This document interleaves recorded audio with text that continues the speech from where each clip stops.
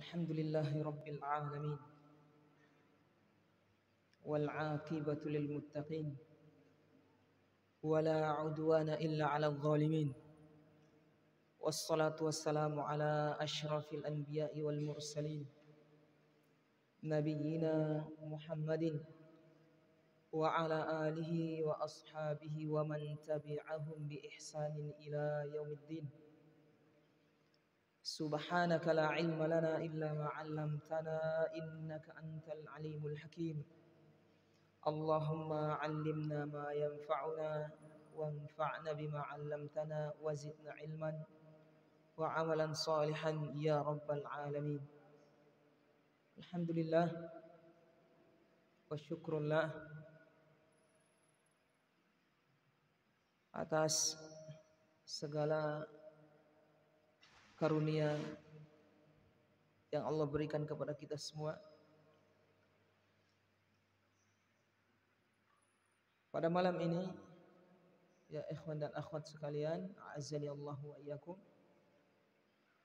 Lagi-lagi Allah Subhanahu wa taala mempertemukan kita kembali di majelis yang sama, majelis ilmu. Saya sering ingatkan kepada kita semua, diri saya, untuk memperhatikan arah niat kita ketika beramal soleh atau ingin memulai amal soleh. Salat kita, zikir kita, infak kita, nafkah yang kita beri, belajar kita, menghafal kita, membaca Al-Quran. Saya ingatkan kepada semua untuk memperhatikan arah niatnya, hatinya kemana. Apakah untuk Allah? Artinya untuk Allah adalah supaya Allah ini senang kepada kita, ridha kepada kita, supaya Allah mengampuni dosa-dosa kita, supaya Allah menambah pahala kita. Ataukah niat kita hanya sekedar ikut-ikutan, sekedar memenuhi kebiasaan, hadir ke majelis? Ataukah yang lebih buruk, yaitu ingin mendapatkan pujian, supaya dikatakan orang yang soleh, orang yang rajin menghadir kajian, orang baik. Nah ini yang buruk. Kalau sekedar kebiasaan masih mending. Artinya, atau saya maksudkan adalah mengingatkan kepada kita semua, termasuk diri saya, untuk memperhatikan kondisi arah niat kita untuk Allah atau untuk selain, supaya amalan kita tidak sia-sia. Termasuk diantaranya duduknya kita di majelis ini tidak sia-sia. Padahal mendatangi majelis ilmu, belajar, mendengarkan kajian, pahalanya sangat besar. Namun pahala ini akan menjadi kecil sesuai dengan niat kita. Innamal a'malu binniyat wa innamal likulli imri'in ma nawa. Sesungguhnya amalan itu tergantung dengan niat, dari sisi sah dan tidaknya, besar pahala dan kecilnya, diterima atau tidak. Rubba amalin kabirin tusaggirhun niyah, kata para ulama salaf. Betapa banyak amalan yang besar pahalanya menjadi kecil karena niat, dan sebaliknya betapa banyak amalan yang kecil pahalanya besar karena niat. Ini bukan perkara remeh ya. Kita perhatikan, disebutkan dalam riwayat yang sahih, orang yang menyingkirkan gangguan di jalan. Orang ini lewat, dia lihat ada duri di jalan, kemudian dia singkirkan. Niat mengharap wajah Allah, pahala, pengampunan dari Allah. Orang ini setelah meninggal diampuni dosa-dosanya oleh Allah, dimasukkan ke dalam surga. Gara-gara menyingkirkan perkara yang membahayakan orang di jalan. Cuma remeh.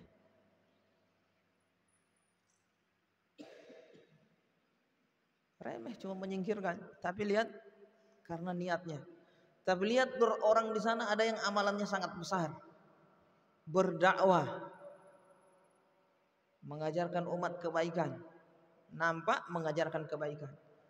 Namun dia termasuk orang yang pertama kali dinyalakan api neraka kepada mereka. Di antara ada 3 golongan itu, tiga golongan. Awwalu man tusa'arun nar yaumal qiyamah, tusa'aru bihim an-nar yaumal qiyamah. 3 golongan yang pertama kali neraka itu dinyalakan buat mereka. Di antaranya yaitu orang yang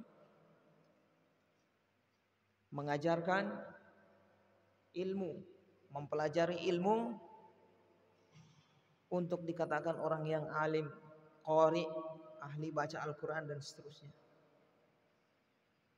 Awalan besar, tapi lihat hampir tidak ada pahala, bahkan menyebabkan dia masuk neraka jahanam. Waliyadzubillah. Kita lihat lagi wanita yang zina, penzina, tukang zina. Kemudian dia sebab memberi minum seekor anjing yang kehausan, ikhlas karena Allah, dalam keadaan takut dosa-dosanya akan diazab oleh Allah. Allah mengampuni dosanya dan memasukkan dia ke dalam surga. Perhatikan. Apa yang menyebabkan semua ini? Niat. Kembali ke niat ya ikhwan. Jadi biar paha amalan yang antum lakukan besar, kalau niatnya bukan untuk Allah, sia-sia. Atau bercampur di sana dengan niat yang tidak baik, maka pahalanya kecil. Biar amalan kecil, contohnya menyingkirkan gangguan di jalan, kalau ikhlas karena Allah, besar pahalanya.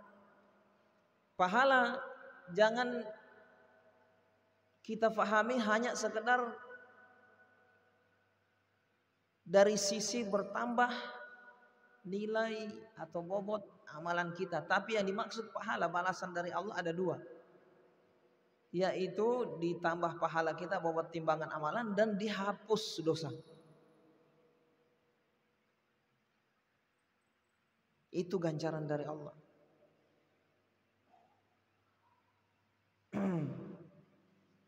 Dan dihapus dosa.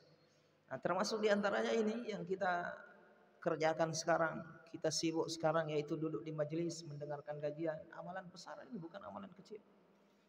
Jadi mari kita perbaiki niat kita, kita hadirkan niat kita untuk menyenangkan Allah, membuat Allah ridho, mengharap pahala dan pengampunan dosa kepada Allah Subhanahu wa taala supaya tidak sia-sia.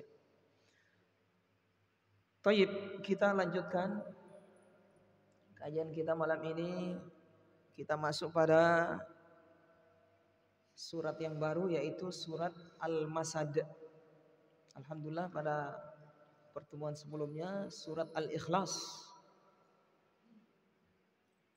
Sekarang kita masuk Al-Masad atau surat Al-Lahab. Ada ulama yang menamai Al-Masad, Al-Lahab. Yang jelas nama-nama seperti ini, di antara surat itu ada yang memang diberi nama oleh Allah, oleh Rasulullah SAW.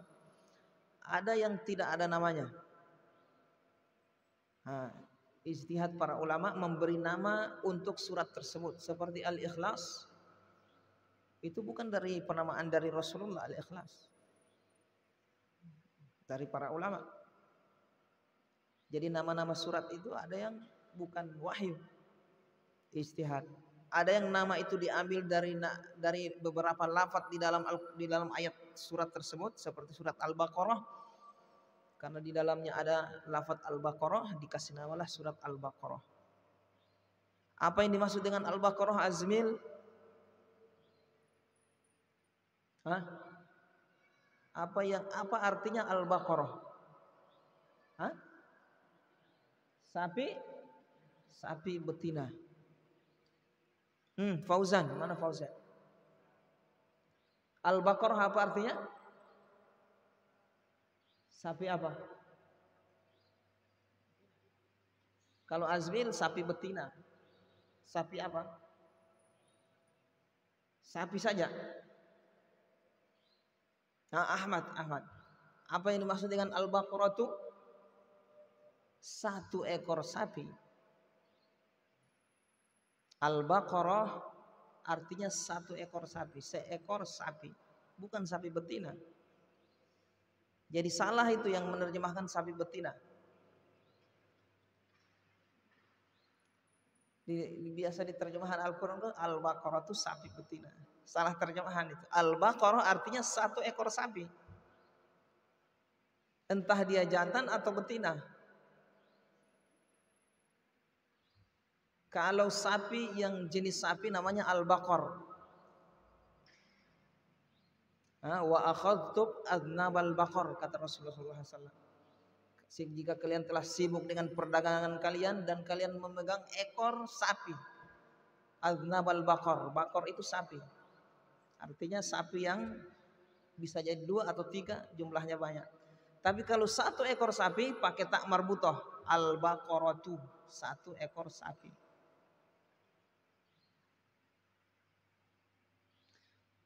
Taib. Al-Masad atau Al-Lahab, yaitu surat Al-Lahab atau Al-Masad. Karena di dalam surat ini ada penyebutan masad. Fi jidiha hablum mim masad. Masad itu artinya tali yang dipintal, yang diikat, digulung-gulung. Itu namanya masad. Baik, mari kita baca ayat yang surat yang agung ini. Mudah-mudahan Allah Subhanahu wa taala memberikan kita taufik, hidayah, bantuan untuk bisa memahami, mentadabburi ayat yang mulia ini sehingga menambah keyakinan kita dan keimanan kita. Allah Subhanahu wa taala mengatakan bismillahirrahmanirrahim. Tabbat siada abi lahabin wa tabb. Tabbat celaka, binasa, merugi, itu artinya. Apa itu yang merugi? Yada abi lahab, kedua tangan Abu Lahab. Yada aslinya dari yadani, karena dia diidhofahkan, disandarkan ke abi, yadani, 2 tangan. Namun dia diidhofahkan, dimudhafkan ke abi, jadi dibuang nunnya. Yada abi, asalnya yadani abi.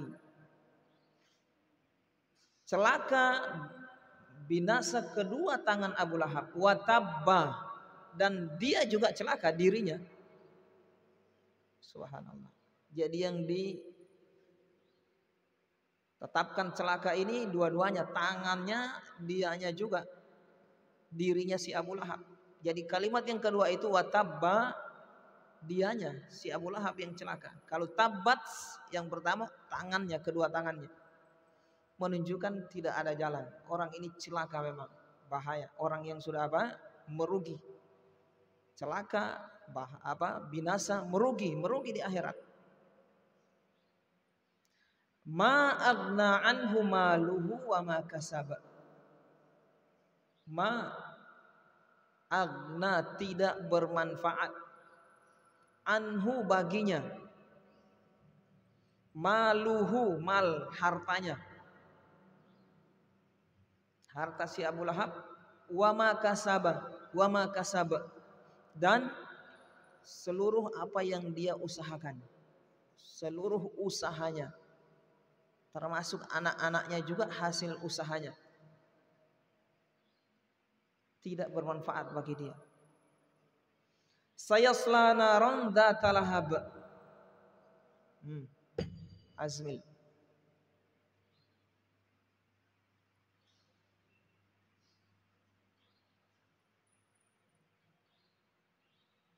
Ya. Sudah besar ya.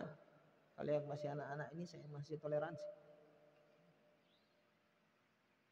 Yang sudah kelas SMA ke atas masih main-main ngobrol sendiri di majelis.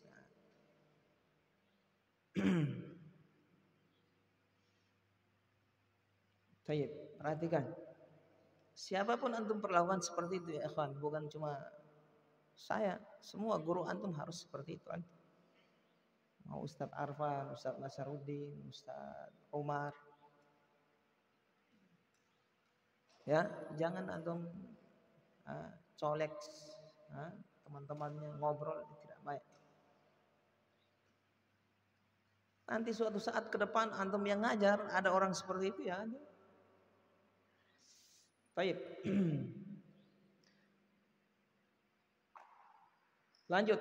Sayasla naron dzata lahab. Sayasla, dia akan masuk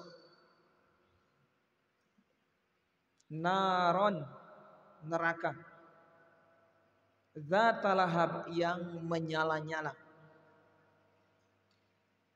Lahab yang memiliki api yang berkobar, nyala. Zata itu yang memiliki api yang menyala-nyala. Jadi sayasla naron dzata lahab, dia akan masuk ke dalam api yang menyala-nyala, yaitu api neraka. Wa imra'atuhu, dan istrinya. Istrinya siapa ini? Istrinya siapa? Abu Lahab.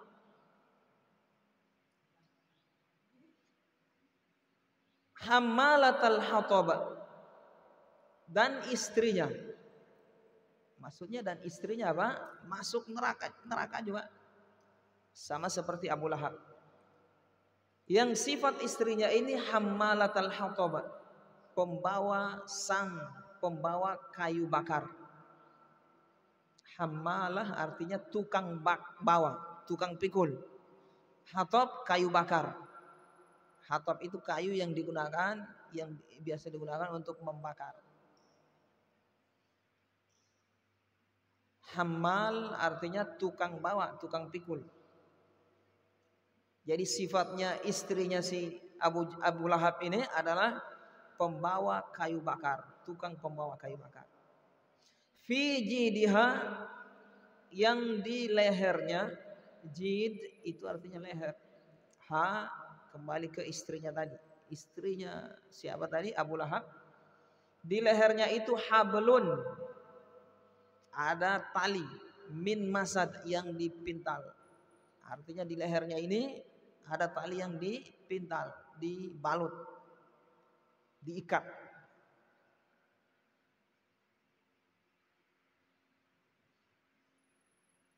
Ada tali yang diikat.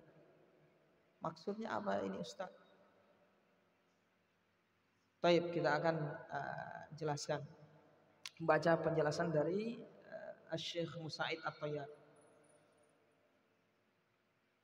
Tadi secara harfiah sudah saya terjemahkan tadi. Mari kita baca penjelasan dari beliau.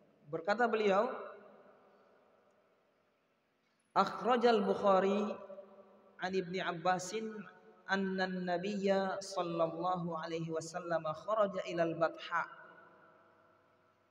fasa'idal jabala fanada ya sahibah. Dikeluarkan oleh Imam Bukhari dari Ibnu Abbas, Abdullah Ibnu Abbas. Abdullah Ibnu Abbas ini apanya Rasulullah? Fauzan? Abdullah bin Abbas, status beliau dengan Rasulullah sebagai apa?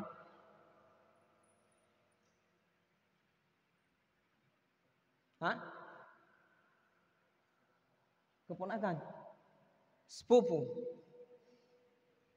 bukan keponakan, sepupu. Karena Abbas adalah paman Rasulullah, bersaudara dengan Abdullah.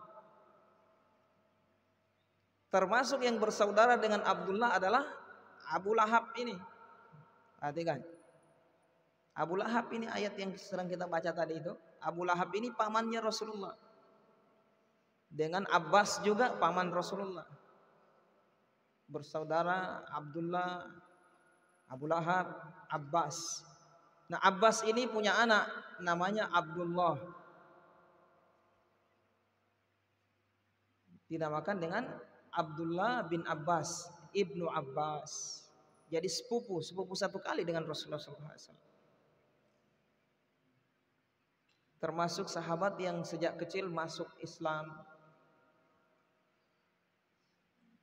Ibnu Abbas mengatakan dari Ibnu Abbas, Imam Bukhari mengeluarkan hadis dari Ibnu Abbas, anna Nabiy sallallahu alaihi wasallam, bahwasanya Nabi Muhammad sallallahu alaihi wasallam kharaja ilal Batha, keluar ke Batha.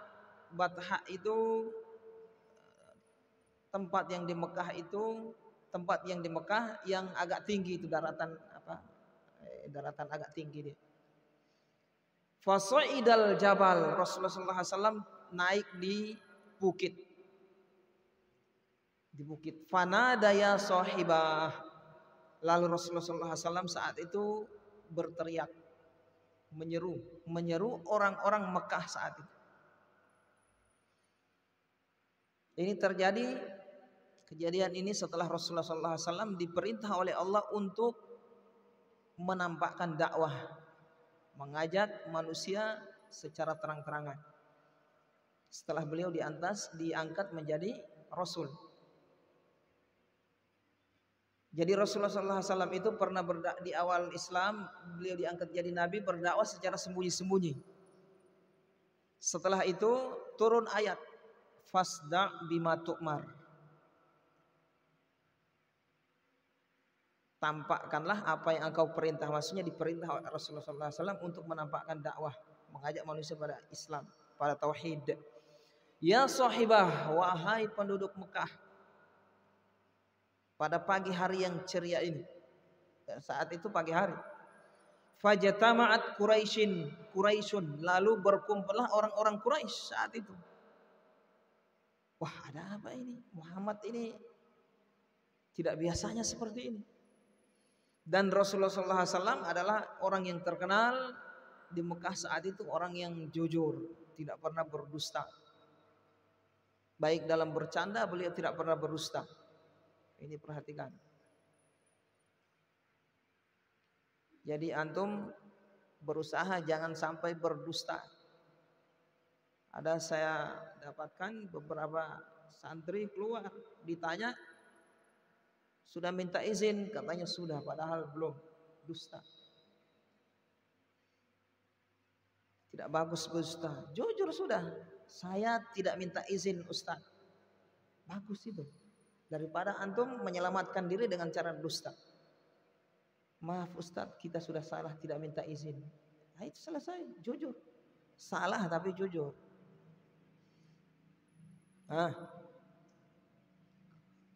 Dan dusta ini bukan sifat orang yang beriman. Orang beriman apapun dosa yang dia lakukan, namanya manusia tetap terjerumus dalam dosa. Tapi kalau dia sudah dusta, ini bukan sifat orang yang beriman. Sifat orang munafik. Jangan berdusta ya ikhwan. Walaupun antum salah, bilang salah, saya salah. Merokok kau? Iya Ustaz. Tidak apa-apa, jujur. Akibatnya bagus. Daripada menyelamatkan diri merokok, tidak. Selamat antum. Tapi antum tidak selamat di sisi Allah Subhanahu wa taala. Dusta ini sifat munafik. Itu akan ketika antum berdusta, untuk menyelamatkan kedustaan antum harus berdusta lagi. Untuk menyelamatkan kedustaan yang kedua, antum harus berdusta lagi yang ketiga, yang keempat dan seterusnya. Maka ini sifat munafik, bukan orang beriman. Jadi sifat Rasulullah ini amin, amanah, jujur, tidak pernah berdusta walaupun bercanda. Bercanda juga jangan berdusta. Fajtama'at Quraisyun, berkumpullah orang-orang Quraisy, faqala,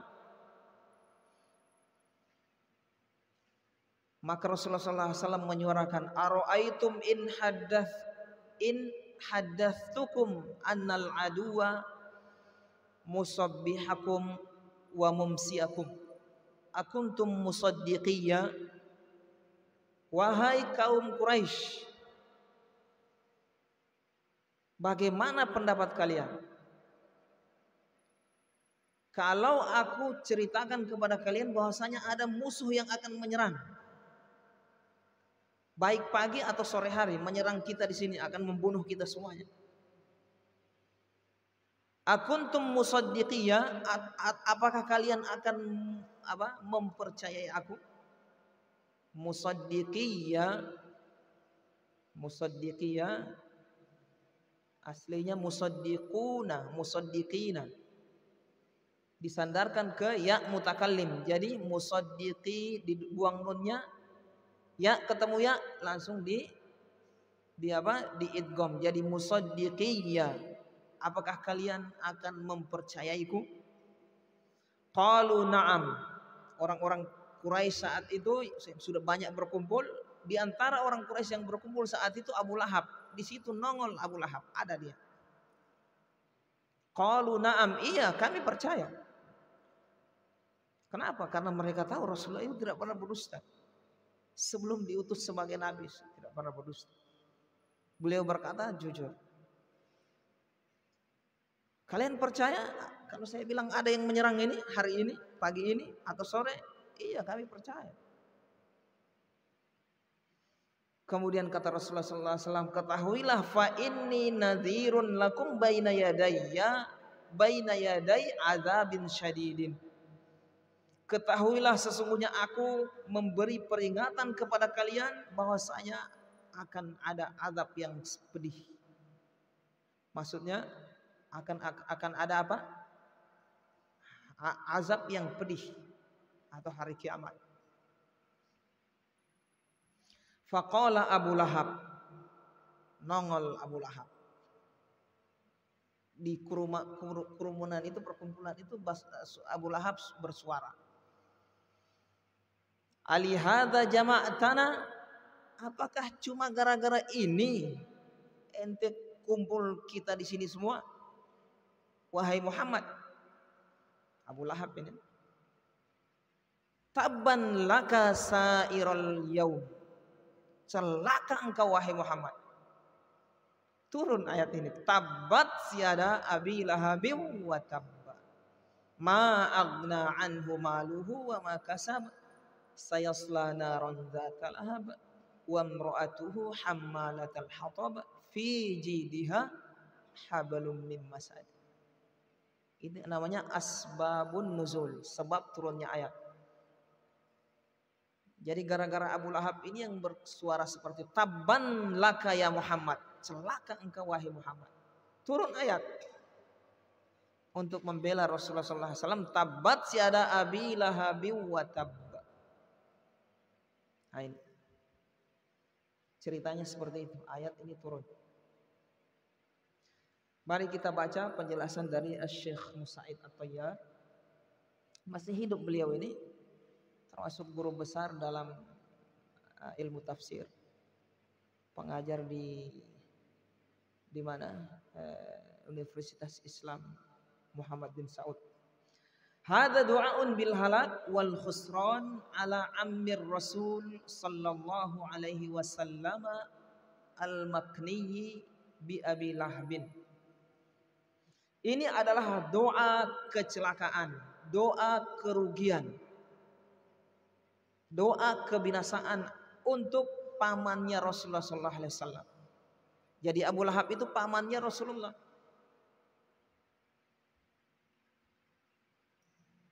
Paman Rasulullah Abu Lahab. Tapi paman beda. Paman bukan satu ayah satu ibu. Jadi di antara paman Rasulullah yang satu ayah satu ibu adalah siapa? Cuma satu, yaitu Abu Thalib. Cuma Abu Thalib yang bersaudara kandung dengan Abdullah, ayah Rasulullah SAW. Abdullah dengan Abu Thalib, paham ya? Itu satu mama, satu papa. Jadi Abdul Muttalib, kakek beliau ini memiliki lebih dari satu istri.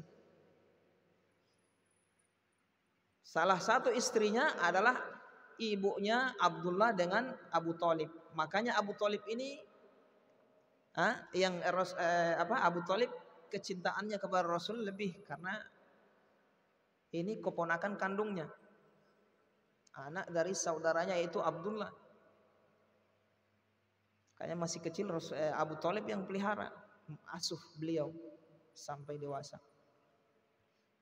Karena itu saudara kandung ayahnya. Adapun Abu Lahab beda ibu. Ibunya lain dia ini. Istri yang lain, Abdul Muttalib istrinya lebih dari satu. Baik. Abbas juga beda ibunya. Ini adalah doa kecelakaan bagi si Abu Lahab. Al-Makni bi Abi Lahab wa qad hasala lahu hadza, dan ini telah terjadi. Artinya ayat ini turun, surat ini turun, Abu Lahab masih hidup. Sampai mati Abu Lahab tetap kafir.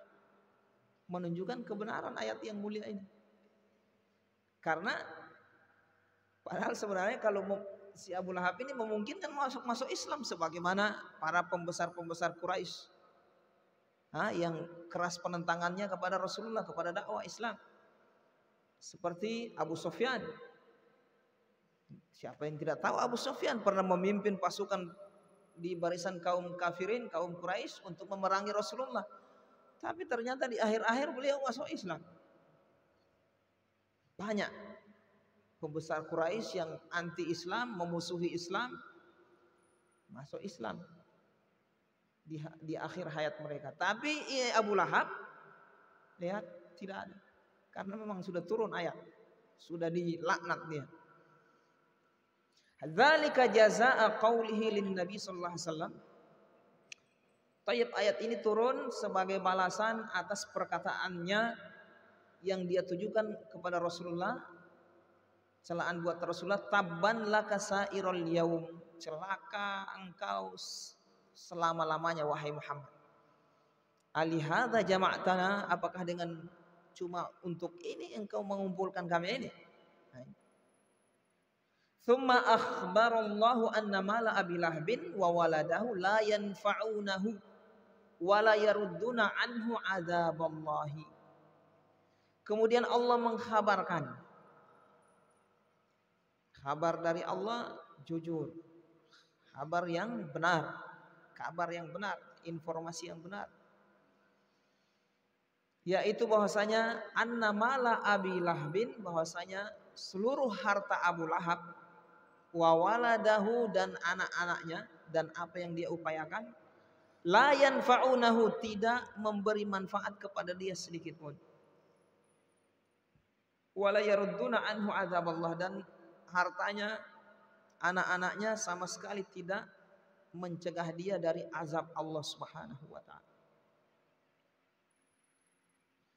Wa annahu sayadkhulun naran, dan bahwasanya dia akan masuk neraka. Tatawaqqadu tashwihu biharriha, yang neraka itu di neraka itu apinya menyala-nyala, membakar terus. Itu di neraka ya ikhwan, apinya tidak pernah padam. Tidak pernah padam. Api di neraka itu menyala terus. Wa annahu satadkhulu ma'ahu zawjuhu. Bukan cuma dia sendiri, istrinya juga masuk neraka sama-sama. Yaitu Ummu Jamil. Istrinya siapa ini? Abu Lahab, dikenal dengan Ummu Jamil. Allati kanat tu'dhi Rasulullah, yang dahulu Ummu Jamil ini sering mengganggu Rasulullah SAW. Bihamlil hatabil ladzi fihi syauku fatulqihi fi tariqihi, sering mengganggu Rasulullah. Dia mengumpulkan kayu bakar yang punya duri, berduri-duri itu kayu, kemudian fatulqihi fi tariqihi, dia buang di jalan yang biasa dilalui oleh Rasulullah SAW. Supaya Rasulullah ini kena apa? Duri, terinjak duri. Ini kelakuannya siapa ini? Istrinya Abu Lahab. Wa qad ja'alallahu fi unuqiha hablan majdulan wa maftulan min lifin aw ghairihi. Dan Allah Subhanahu wa taala menjadikan di lehernya, ini di akhirat kelak. Jadi dia bukan cuma sekedar masuk neraka, disiksa atas kekafirannya, tapi juga disiksa atas kezalimannya mengganggu Rasulullah sallallahu alaihi wasallam. Jadi orang kafir itu ya ikhwan, wal iyadzubillah, mudah-mudahan kita terhindar dari kekufuran. Orang kafir itu bukan cuma diazab karena kekafirannya, tapi juga diazab karena keburukan yang mereka lakukan. Jadi kalau mereka berbuat yang jahat, berbuat buruk, berbuat dosa selain kekafiran, mereka disiksa siksaan tambahan. Sudah disiksa karena kekufuran, kesyirikan, disiksa juga karena maksiat yang mereka lakukan. Kalau mereka mencuri, disiksa, ada tambahan siksaan karena mencuri. Kalau mereka membunuh, mereka menghalangi dakwah Islam,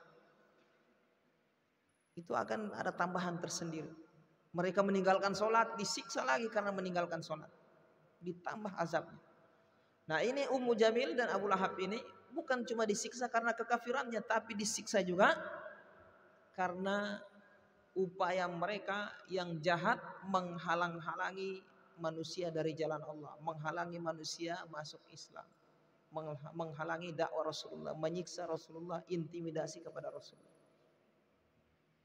Yakunu alaihi qalqaladah allati tud'u 'alal unuq. Jadi di lehernya ini seperti kiladah, seperti gelang yang diletakkan di leher, diikat. Jazaa'an ma kanat tasna'u fid dunya bi Rasulullah sallallahu alaihi wasallam, wallahu a'lam. Sebagai balasan atas apa yang dia lakukan terhadap Rasulullah sallallahu alaihi wasallam.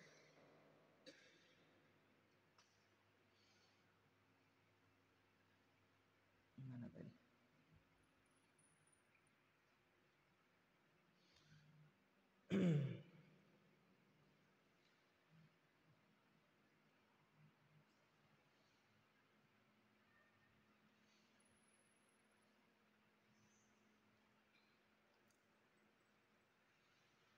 Taib.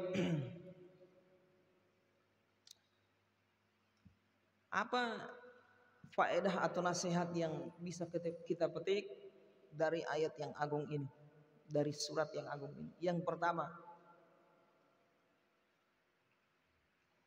bahwasanya harta dan upaya orang yang beriman itu bermanfaat bagi dia di akhirat. Kalau orang kafir tidak bermanfaat. Ma aghna anhu maluhu wa ma kasaba. Tidak bermanfaat hartanya dan seluruh apa yang dia upayakan, termasuk anak-anaknya, tidak bermanfaat bagi dia di akhirat. Artinya kita pahami dari situ, berarti kalau orang yang beriman, hartanya dan apa yang dia upayakan, termasuk anak-anaknya, itu akan bermanfaat bagi dia di akhirat. Jadi beruntung ini orang yang beriman.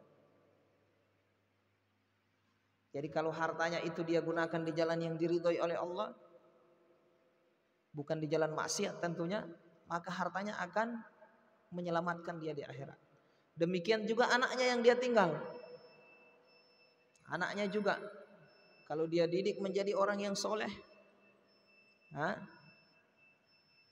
anaknya sering mendoakan dia, sering beribadah, maka akan bermanfaat bagi dia di akhirat. Paham di sini? Ini yang bisa kita petik. Kalau orang kafir tidak bermanfaat. Ma aghna anhu maluhu wa ma kasab. Kemudian juga ancaman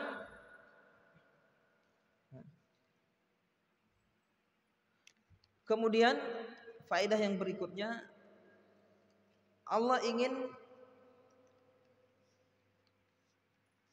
memperingatkan kaum muslimin agar jangan berbuat, bersikap, bertindak seperti model Abu Lahab ini. Apa itu model Abu Lahab? Menghalangi manusia dari jalan Allah. Karena Abu Lahab ini Dihalangi. Setiap Rasulullah berdakwah mengajak Islam, nongol Abu Lahab. Jangan dengar itu, orang gila itu. Penyair orang gila itu, jangan dengar. Upaya siapa ini? Abu Lahab. Mencela, menyiksa Rasulullah SAW.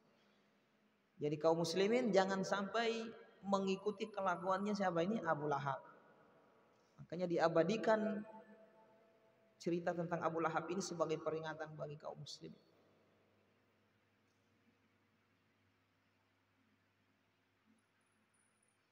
Baik kalangan laki-laki maupun perempuan, karena yang disebut di sini siapa? Istrinya juga. Wa imra'atuhu hammalatal hatab. Kemudian juga peringatan juga untuk tidak mengadu domba, sebagaimana kelakuannya siapa ini? Istrinya Abu Lahab, pembawa kayu bakar. Sebagian para ulama menafsirkan maksud pembawa kayu bakar ini adalah tukang adu domba. Pembawa kayu bakar itu kan kebiasaan orang tukang bawa kayu bakar, maksudnya ingin menyulut api. Ini kata kiasan buat istrinya ini, kalau istrinya ini tukang ngadu domba, pembawa kayu bakar.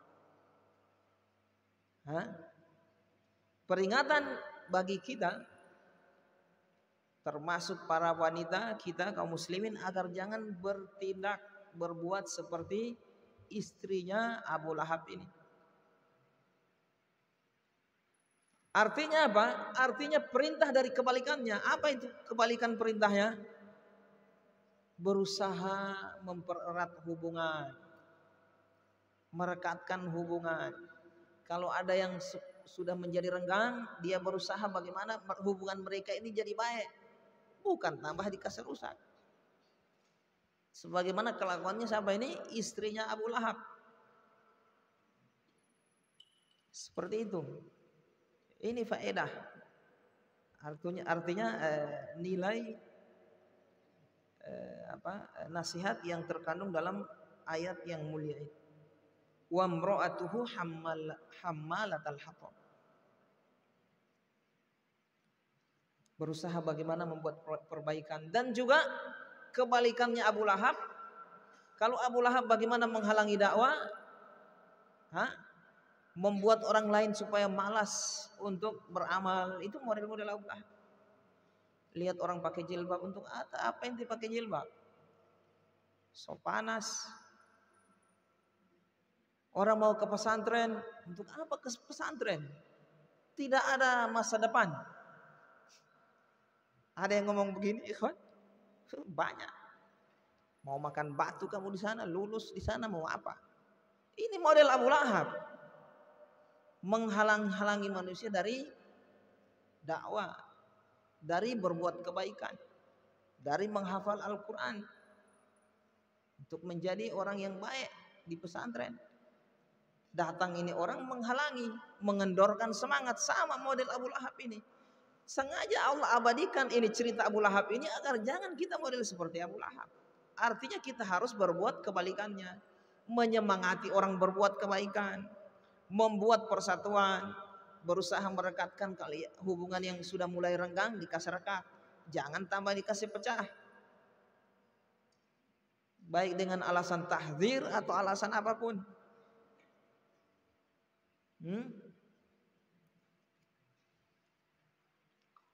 Nah ini jangan model-model Abu Lahab dengan siapa ini? Istrinya.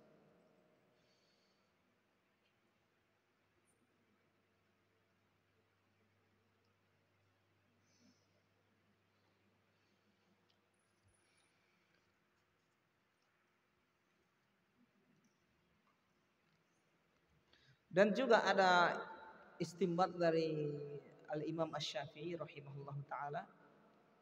Beliau beristinbat, ini bukan tafsir, cuma istinbat dari ayat yang mulia ini, dari wa imra'atuhu, dan istrinya Abu Lahab. Kata Imam Asy-Syafi'i, ayat ini perhatikan ya, menunjukkan bahwasanya pernikahan yang terjadi di kalangan orang kafir itu sah. Pernikahan yang terjadi di kalangan orang kafir sah. Makanya mereka kalau masuk Islam ya tidak usah disuruh akad lagi. Kalau dua-duanya masuk Islam, suami istri. Karena pernikahan mereka di semasa mereka kafir itu bagaimana modelnya? Itu sah. Dengan ayat yang mulia ini, wa mra'atuhu, dan istrinya Abu Lahab, Allah mengakui sebagai istrinya, menunjukkan pernikahan mereka ini sah. Tidak perlu diakad, bukan, tidak, jangan kita katakan pernikahan yang orang orang Cina atau orang apa misalnya, Konghucu apa itu Buddha, mereka menikah sesuai agama mereka, itu jangan kita katakan tidak sah. Sah.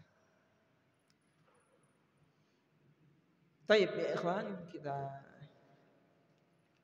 akhirkan sampai di sini. Mudah-mudahan bisa menambah pengetahuan kita tentang makna ayat yang mulia ini, surat yang mulia ini, sehingga bertambah keimanan kita. Mari kita baca dulu, apa ada pertanyaan ini. Apakah boleh kita berdusta pada saat seorang ingin memanggil kita untuk berbuat maksiat? Tidak perlu berdusta. Kecuali di apa ini? Dipaksa. Kecuali dipaksa. Ditodong pakai pistol di kepala. Kalau ente tidak mau minum minuman keras sana atau ngerokok di sana, saya tembak. Akhirnya dia setuju, saya ini ada penyakit ini, kalau saya minum saya mati nanti. Padahal tidak misalnya, ya lain. Itu terdesak. Artinya maslahatnya lebih besar dia dusta daripada dia tidak berbuat seperti itu. Tapi cuma dipanggil tidak dia apa-apain, untuk apa? Yuk ngerokok. Sakit perutku, padahal tidak sakit. Padahal ini yang ngajak ngerokok tidak mengancam. Ya tidak boleh berdusta seperti ini. Bilang saja tidak boleh ngerokok. Gitu. Atau langsung bilang saja saya tidak mau merokok. Merokok haram gitu. Berbahaya bagi kesehatan. Dapat dosa lagi. Sudah sehat terganggu, dosa lagi. 2 kali. Kan kasihan. Jadi jangan merokok, ikhwan. Ini yang peringatannya, yang sudah keranjingan merokok, hati-hati. Kalau seandainya antum meninggal, ternyata meninggalnya antum karena paru-paru, karena merokok, antum dihukumi mati bunuh diri itu. Mati bunuh diri dosa besar. Hati-hati. Jadi jangan merokok, ikhwan. Dari sisi kesehatan sudah terganggu, paru-paru rusak, dosa lagi. Tidak cukup sampai di situ, ngajak orang lain lagi. La haula wala quwata. Sudah berapa dosanya itu?